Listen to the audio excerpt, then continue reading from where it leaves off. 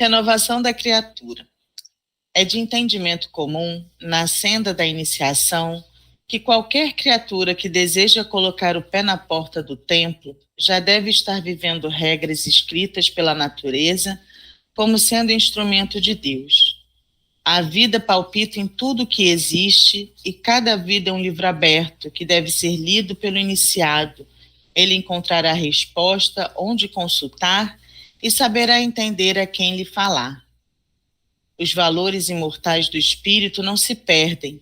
É qual o diamante que, onde quer que seja, é o mesmo ainda que estiver ofuscado pelo ambiente.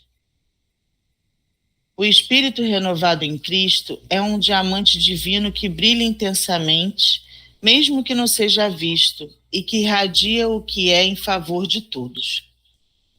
Você que está lendo, sinta-se convidado para ingressar no grande rebanho do bem que se estende por toda parte no engenhoso serviço de amor e caridade. Não precisa inscrição nem fazer testes sofisticados. Não carece de dinheiro nem de posição na sociedade humana. Não existe vestibular nos moldes da terra, pois ninguém compra alguém no reino do Espírito. Aqui você é o que pretende ser. Aqui você acende a sua própria luz pelo esforço próprio. Aqui você deve ser pessoa grandiosa. Estamos procurando pessoas que queiram renunciar a algumas extravagâncias para iniciar a conquista da luz da alma. Temos visitado muita gente, milhares de criaturas de Deus, e nunca tivemos decepções no valor que os dicionários do mundo argumentam ser. Conhecemos as criaturas pelos sinais de renovação interior. Cada esforço que fazem para melhorar é como que um ponto de luz que se acende no coração. E essa luz é viva, não fica somente onde nasce, mas irradia por todo o ser. O homem iniciado carrega consigo um selo na aura, muito conhecido pelos seus companheiros de reforma. Na carne, ele recebe alguns toques na pauta da ascensão, mas o verdadeiro trabalho é no mundo espiritual, onde os olhos sabem ver e os sentimentos sabem descobrir a realidade. O Mestre Jesus veio despertar o Cristo em todos os homens, senão nas almas que dormem, mostrando a eles que a verdade liberta a todos dos grilhões do sono, que sempre ofusca o entendimento, como a vida que quer crescer. Comece hoje, agora, a luta como sendo a maior das guerras que já teve notícias em todos os tempos. É a batalha consigo mesmo. É a luta com os inimigos internos que ninguém mais, a não ser você, deve vencer. Vai haver momentos em que o esmorecimento assomará o seu coração, enfraquecendo a sua vontade.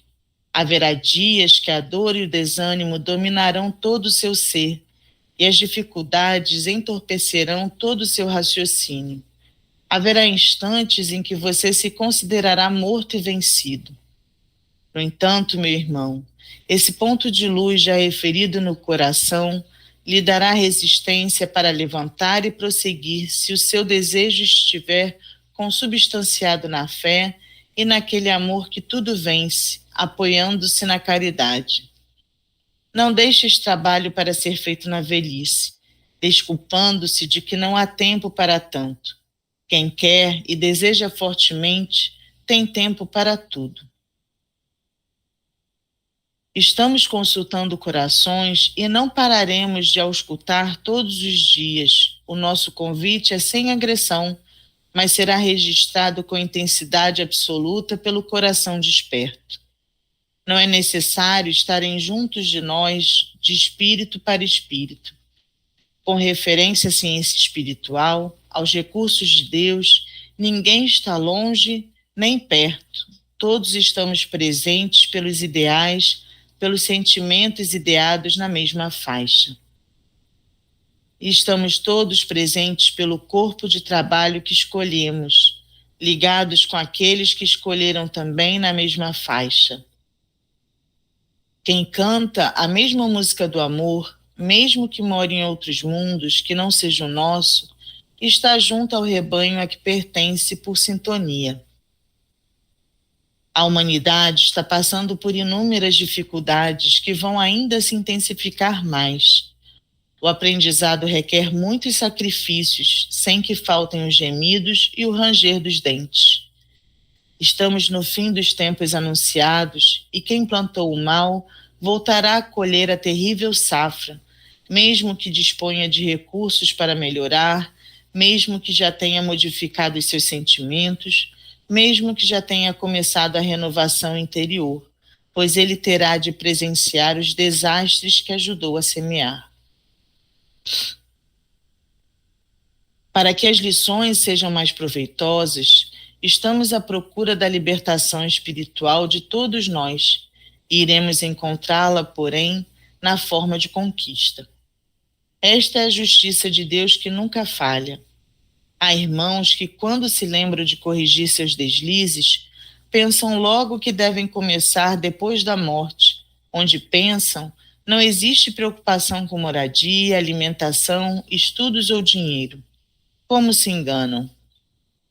Aqui, vibratoriamente, tem tudo isso, pois o que existe na Terra é cópia do plano espiritual. Aquele que começa na Terra ganha muito tempo e se distrai dos sofrimentos, chegando ao plano espiritual como aluno que já passou em um vestibular, entendendo o que deve ser feito. Devemos compreender que o objetivo de Jesus na sua descida à Terra foi para evitar muitos sofrimentos dos espíritos depois do fenômeno da morte. Ninguém vive fora de Deus, em qualquer plano em que habitemos, pois estamos vivendo no eterno. Os esforços empenhados pela doutrina dos espíritos é também facilitar aos homens a passagem pelos caminhos da morte, com a devida coragem, com alguma bagagem espiritual conquistada, e para tanto a melhor fonte de ensinamento é o Evangelho de nosso Senhor Jesus Cristo. Para nós, onde Jesus não está figurando como o caminho, como a verdade e a vida, mesmo se fazendo passar por doutrina espírita, vamos saindo por ser mera casca sem substância. Jesus é o nosso guia para sempre. A humanidade já tem em mãos todos os instrumentos para difundir os direitos dos espíritos e os seus deveres. O Evangelho, em variadas formas, pode ser levado para todas as criaturas com a rapidez da luz e pode se mostrar, por imagens, na vida dos grandes instrutores da humanidade, para exemplo de todos os povos. Eis que temos de começar, mas começar dentro de nós, na vivência do bem e na exemplificação do amor, revestido da fraternidade universal. O que aqui anotamos é o exemplo vivo dos acontecimentos à luz do Espírito. Os anjos do Senhor trabalham em prol da humanidade, sem exigências e sem pensar em trocas passageiras, a não ser trocas de experiências naturais, sem que a ambição palpite pela aquisição. Todos os nossos trabalhos objetivam a reforma da criatura. Não estamos procurando vestes exteriores que o mundo pode dar. Estamos, sim, à procura com todas as nossas forças das riquezas do coração. Jesus lançou a semente há 2000 anos e o terreno não era bom, tendo custado a frutificar. Entretanto, a semente não se perdeu. Ele agora dá sinais de vida e começa a crescer. Compete a nós outros cuidar dessa semente para que a árvore da vida possa medrar em toda a terra, fazendo surgir o reino de Deus de que tanto falaram os grandes profetas. Cada um de nós é uma peça na engrenagem universal. Ninguém foi feito por acaso. O nosso dever agora é trabalhar na seara do Divino Mestre, ajudando a levantar os caídos, a dar o pão aos famintos, a vestir os nus, como ele se refere no Evangelho. Certamente que no futuro, na Terra, não haverá mais caídos, nem famintos, nem nus, nem encarcerados, nem sofredores, porque o amor a tudo dominará pela força de Deus. Estamos tentando há muito tempo mostrar aos homens que ninguém morre e que a vida continua em todas as faixas. Eles sabem por intuição, mas duvidam no momento dos sofrimentos. Eles conhecem Deus pelos fenômenos da natureza, mas dele se esquecem com facilidade na hora dos Na hora dos problemas, eles oram, por vezes todos os dias, porém blasfemam de vez em quando até contra o próprio Criador. Falam muito de paz, mas criam condições favoráveis às guerras. Falta na mente humana conscientização, onde o amor pode tudo realizar. Falta entre eles a verdadeira amizade, porque o orgulho e o egoísmo ainda são proprietários de grande parte dos corações e são sempre incentivados pela vaidade. Todavia, Deus está atento permanentemente e cuida da vinha com sabedoria e discernimento. Nada se perde, tudo vive e cresce diante da sua grande luz. Estamos visitando pessoas naquele mesmo trabalho de viagem astral consciente com grande aproveitamento. Quantos e quantos já sentiram alegria espiritual em sair do corpo espiritual conscientes cada vez mais? Essa é, para o encarnado, a maior prova de que a vida prossegue depois do túmulo, pela experiência própria, saindo do corpo, sem a manifestação da morte do mesmo. Vamos continuar o nosso trabalho nesta terra de Deus com este povo que se empenha em viver nela em regime de fraternidade, onde os sentimentos de amor viajam e se fazem presentes pelo próprio ar. Este livro não é nosso, como nos diz o nosso companheiro Miramês, é de todos. Assim como não pode faltar uma letra na ordenação desta escrita, para não tirar o sentido do assunto, não deve faltar a cooperação dos que foram chamados para este trabalho, para que a harmonia não falte nos exemplos transcritos. Estou lutando pelo autoconhecimento e agradeço a todos os homens da Terra por criarem este ambiente que se nos apresenta como uma universidade que tudo ensina, tanto para os encarnados quanto para os desencarnados. Sejamos felizes, dando-nos as mãos pela força dos sentimentos que já nos uniram, em nome daquele que é tudo para nós, Deus. Fantástico, né? Essa leitura, né? Como aquela primeira, né? Que a gente fez. Ele fala diretamente, né? A gente já comentou isso semana passada, como tivesse na tua frente, olhando nos teus olhos. E, ao mesmo tempo que ele exalta todas as necessidades que nós precisamos desenvolver, ele, com a delicadeza imensa, ele também expõe todos os defeitos que a gente ainda tem, as nossas falhas, as nossas idas e vindas, as dificuldades que nós criamos para não cumprir o nosso papel, a fuga que nós fazemos constantemente das obrigações, que muitas vezes a gente sabe que nos cabe, mas às vezes até por preguiça mesmo não queremos realizar. E essa linguagem, essa forma com que ele aborda, eu acho fantástica. Eu acho que é uma das maneiras mais belas, mais cativantes, em termos de mensagem, que eu já vi, ouvi, senti, para te realmente fazer repensar e ter um impulso inicial, sair da inércia para começar a fazer alguma coisa. E sempre ele chama a responsabilidade individual. A gente está aqui para ajudar todo mundo, mas quem vai resolver os seus problemas é cada um. A gente só dá suporte, a gente não resolve. E isso é muito importante, a gente ter essa consciência de que a nossa valorização, o nosso empenho, a nossa realização conta muito com o suporte, com o apoio de todos ao nosso redor. Mas o papel principal cabe a cada um de nós. Se a gente não se determinar a fazer, o universo todo pode estar nos empurrando. A gente fica preso na lama.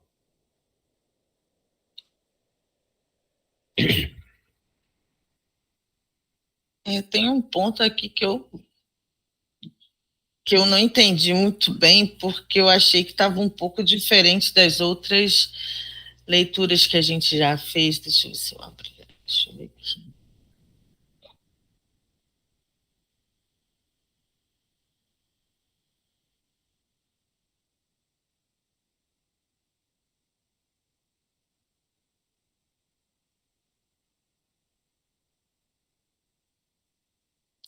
Aqui.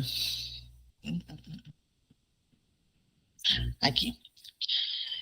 Falando que estamos no fim dos tempos anunciados e quem plantou o mal voltará a colher a terrível safra, mesmo que disponha de recursos para melhorar, mesmo que já tenha modificado seus sentimentos e mesmo que já tenha começado a renovação interior, pois ele terá de presenciar os desastres que ajudou a semear.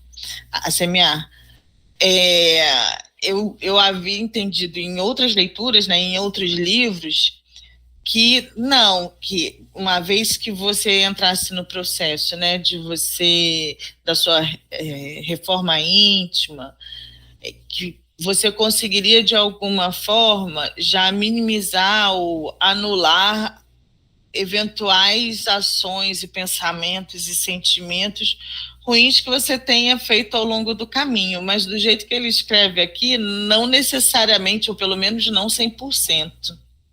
O que você fala, sim, você passa a lidar melhor com aquilo, mas as situações advindas como consequência dos seus atos passados, elas não desaparecem. É isso que ele está dizendo, é nesse sentido. Porque ele fala que o que você planta, você vai ter que colher. Então, mesmo você já se modificando, quando chegar o momento da colheita desagradável, você vai lidar melhor com aquilo. Aí é o que você falou. Você não vai sofrer, você não vai ficar com raiva, você vai saber lidar melhor com aquilo. Mas ele também, em todos os livros que a gente já leu aqui, diz que a colheita é inevitável. E é nesse sentido que ele fala. Então, o que a gente criou no passado, gerando consequências para o futuro, eles vão estar presentes no nosso futuro. À medida que a gente vai se renovando, vai começando a reforma íntima, vai entendendo melhor, quando essa colheita chegar, né, todas as coisas desagradáveis ou desajustadas que foram criadas por nós mesmos no passado, a gente vai lidar bem melhor com aquilo. Vai sofrer menos, vai ser menos afetado. Mas as consequências, elas não podem ser apagadas. Senão, a própria lei de causa e efeito não tem sentido. Obrigada, Silvio, por ele esclarecer, porque realmente quando eu li, eu não dei essa interpretação.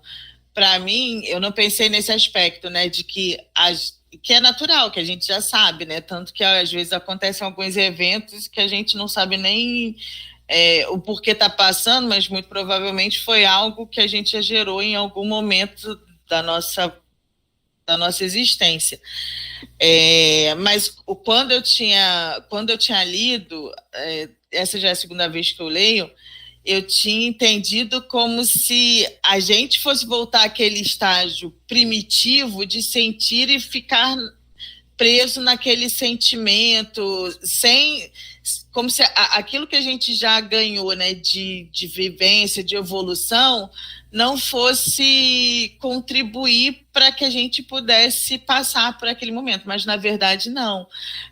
A gente vai sofrer a consequência, né, daquilo que a gente plantou, das nossas ações que não foram boas, não estavam alinhadas aí com os princípios, mas a gente, por já estar num outro estágio evolutivo, a gente vai lidar de uma forma diferente e vai utilizar aquilo como um aprendizado, vai ter a tranquilidade de passar por aquele momento, vai ver as coisas de uma outra forma. Não é que a gente não vá passar por aquilo, mas vai passar de acordo, experimentando, né, e vivendo aquela experiência, já com toda nosso progresso, né, a nossa evolução. Ficou claro? E tem desculpa, um aspecto nisso, né, que a gente comentou até durante essa semana, não lembro mais em que dia foi. A gente ainda carrega muita culpa. Então, muitas das consequências que acontecem no nosso planejamento, a gente, de fato, pediu para aquilo acontecer. É uma relação ainda mal resolvida nessa fase de ter que colher e já está melhorando, que a gente acha que a gente, para garantir que aprendeu, tem que passar por aquilo. Isso não é necessariamente verdadeiro. A gente não precisa sofrer a mesma coisa, uma condição semelhante ao que a gente causou, para dizer que entendeu. É porque muitas vezes a gente ainda não consegue lidar com essa própria evolução que a gente está tendo, essa compreensão que a gente está começando a ter.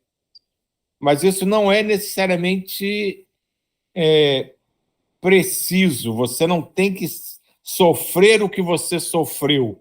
Uhum. Mas muitas vezes a gente pede por isso, pelo entendimento ainda meio confuso que a gente tem. Então, quando a gente fala assim que as consequências são inevitáveis, é lógico que elas também podem ser amenizadas. Uhum. Mas, de alguma forma, você tem que, como ele deixa aqui, né? O que você plantou, aquilo vai nascer e você vai ter que colher. Uhum. Mas pode não ser um fruto tão amargo como você imagina. De fato, não é só pela tua maneira de ver. O fruto pode ser realmente menos amargo, porque você já entende, você já realizou outras coisas. Então, tudo isso não é uma coisa estática, é muito dinâmico. Então, não é só o teu entendimento em relação ao enfrentamento que você vai ter com as consequências do seu passado. Essas consequências também podem ser minimizadas pela tua própria progressão. Vai ter que acontecer alguma coisa relacionada àquilo, mas não necessariamente a mesma dor, a mesma atitude, a mesma situação. Não precisa ser exatamente igual, né? Por exemplo, se eu, na Idade Média, jogava as pessoas num penhasco, eu não tenho que morrer nessa caindo de um avião. Isso não é necessário. Acontece assim, já vi livros contando histórias assim. Mas tudo está relacionado a esse intrincado processo, que é muito complexo, da nossa conscientização, a maneira que vai acontecendo. E é lógico, quanto mais a gente se conscientiza, mais a gente aprende, quanto mais a gente evolui, né, usar essa palavra, menos a gente vai dar importância a coisas que aconteçam, sejam desagradáveis ou não, porque a nossa mente já está vibrando de outra forma. Então, isso vai muito da maneira com que a gente vê, com que a gente sente e como a gente influencia a construção dessas consequências no nosso futuro. Porque tudo é moldado, em parte, pela nossa mente também. Então, ela interfere nisso também. A espiritualidade interfere nisso também. O que a gente produz, o que a gente cria, interfere nisso também. Então, é mais ou menos isso. Plantou, você vai colher. Mas você vai colher de maneira diferente, tendo uma percepção diferente, e a própria colheita pode ser um pouco diferente também. Excelente.